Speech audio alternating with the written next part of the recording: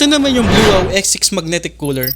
Para sa mga phone na metal yung back, mga ganun. Like yung mga iPhone, mga ganun. Pero dahil wala akong pambili ng iPhone sa ngayon, pwede naman siya sa ibang phone. Yung kahit plastic back yung phone mo dahil meron siyang kasamang metal sheet na bilog para madikit yung phone mo. So pag-usapan natin mamaya kung ano yung mga advantage or disadvantage ng phone cooler na to na magnetic. Yung mga kasama sa box nito, yung Type-C cable, manual, tapos meron siyang kasamang silicone pad para sa protection ng phone mo. Na manipis lang pero mukha naman siyang matibay. At last, may kasama siyang rounded sheet na metal para madikit yung phone mo na hindi magnetic. Kahit plastic or glass yung phone mo, pwede to. Once na nailagay mo na pala itong metal sheet na to sa phone mo, fix na siya doon, hindi na siya matatanggal. Pag natanggal siguro, masisira yung dikit nito. Pero payo ko dito, pwede yung manipis na case para hindi direct sa phone mo. Syempre, hindi masyadong mapapalamig yung phone mo. Pero para sa akin, secure naman siya kung ilalagay mo lang to sa case dahil madikit talaga siya. Simple lang yung cooler, parang gulong lang siya. Nakapalibot dyan yung mga ventilation o bugahan ng hangin palabas. Then sa likod, flat surface lang yung aluminum cooling plate niya. Then sa side naman, makikita mo dyan yung Type-C port para sa power. Walang power button to, plug and play na siya. Sobrang simple lang niya. Bilog lang siya tapos mukhang gulong, ganun lang siya. At mukha naman siyang matibay, masarap siyang hawakan, parang betlog mo, ganun. Yung aluminum plate nito nag-moist din siya dahil radiator cooler nga to. Parang ref, mga ganun. Yung lamig nito is malamig talaga. Parang kasing lamig ng relasyon nyo. Ang lamig nito is 11.5 degrees Celsius pero pwede pang tumaas depende sa room temperature nyo. Yung pagkabit ng metal sheet para kumapit sa phone mo, meron siyang adhesive na madikit na madikit. Siguro payo ko kung ipifix mo sa phone to, pwede naman kung talagang kailangan. Pero madikit talaga siya kaya payo ko sa case mo na lang siya ilagay o jelly case na manipis.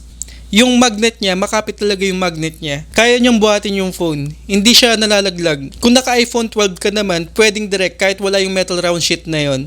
Di ba ganun kakayaman, naka iPhone 12 ka? Pasensya na, mahirap lang kami. Pero makakabili rin kami niyan, kala mo dyan. Yung RGB light, hindi ganun kaliwanag. Basta breathing effect lang siya. Meron siyang isang sheet doon na nag-reflect. Yun yung nag-enhance ng color niya. Nasa loob yung sheet na yun, parang colorful yung kulay. Isa pang advantage ng cooler na to, hindi mo na kailangan i-clip to dahil magnetic nga siya. So obvious naman, di ba? Magnetic nga siya. Tapos wala kang iisipin o tatamaan na power button o kung ano pa. Di tulad ng ibang clip na cooler na may tatamaan na power button doon. Tapos itong magnetic cooler na to, pwede mong ilagay kahit saan. Unlike sa clip, hindi mo pwedeng ilagay kahit saan. Lalo na dun sa part ng camera. Minsan doon talaga yung mainit kapag naglalaro tayo ng games. Doon pwede mo siyang ilagay doon dahil adjustable nga siya. Hindi gaya ng mga clip cooler na pwede mong ilagay doon pero tatamaan yung power button mo. So dito kahit ilagay mo yung sa tabi ng camera, pwede siya. Walang tatamaan na power button. Yun yung advantage nito. Then kung naka iPhone 12 ka, kahit hindi mo nagamitin yung metal sheet na yun, direct lang. Sobrang convenient na sa mga iPhone. Ito naman yung disadvantage ko. Siguro sa mga mumurahin na phone na hindi naka iPhone, yung kahit hindi metal o glass yung back nito, dahil meron nga siyang adhesive dun sa metal sheet niya, madikit talaga yung metal sheet na yun. Parang magagasgasan kapag tinanggal. Kung i-fix mo naman, siguro pwede.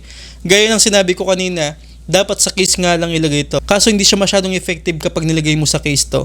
Mag-unbox pa ako ng isang magnetic cooler. Ito yung Black Shark magnetic cooler. Check natin kung maganda talaga siya. Kaya sa Black Shark Fan Cooler Pro. Pero feeling ko maganda naman talaga siya. Kaso wala lang akong iPhone. Pero pwede naman sa ibang phone siguro to. Check natin yan. Thank you for watching. This is Paul. Kita tayo sa susunod na video. Paul Tech TV. Try to catch me howling at the moon.